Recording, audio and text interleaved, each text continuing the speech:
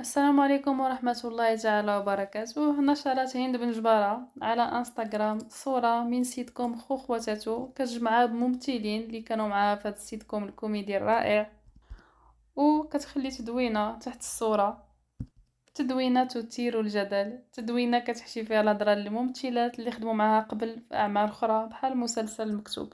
بالنسبة لسيتكم خو خواتاتو فهو عمل كوميدي رائع. البداية ديالو كانت في رمضان، كان كيدوز كل اثنين وباقي كيدوز كل اثنين، جوج حلقات في الأسبوع.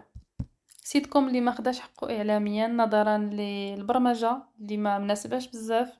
سيتكم اللي زوين، ما فيهش تفاهة وفيه قصة جديدة. المهم بالنسبة للتدوينة فكما كتشوفوا معايا في الصورة كتبات: نتمنى لكل مبدع وفنان يعيش بحال المتعة والحب والإبداع اللي عشنا مع بعضياتنا في هاد السيتكوم. الحمد لله عندي الزهر، خدمت مع خوتي وخواتاتي لا من فنانين ولا من تقنيين، كلهم كانوا راقيين واحترافيين. تحية تقدير لهم. فهاد الزمان اللي ولاو فيه بزاف هازين شعار خوك في الحرفة عدوك، في الوقت اللي خاص نكونوا فيه خوك في الحرفة خوك، نعاونك وتعاوني ونقدموا شي حاجه زوينه للجمهور اللي في الاول والاخر هو الهدف. فانا كنشوفوا باللي كاينه رساله غير مباشره باتجاه الممثلات اللي عندها مشكل معاهم في الوسط الفني. اولهم سكينه درابيل اللي خرجت في بزاف ديال البنابر الاعلاميه كتقول باللي عندها مشكل مع هند بن جباره، وكذلك سلوى زرهان في بزاف د المنابر اعلاميه في الوقت اللي كان كيتصور فيه الجزء الثاني من المسلسل المكتوب. قالوا باللي باقي كاين خلاف بيناتهم، وباللي كيحاولوا في القصه ديال المكتوب ما يكونوش مشاهد اللي يجمعوا الممثلات بجوج نظرا لعدم التفاهم اللي كاين بيناتهم. ومؤخرا هند بن جبارة من دازت في رشيد شو قالت باللي كاين خلاف وهي ما عرفاش شنو هو السبب، وبالنسبه لها ما كاين حتى شي خلاف، وحاولت تعرف شنو المشكل. سولاتها ملي كانوا كيصوروا المكتوب، الا ان سلوى زرهان ما جاوبتهاش.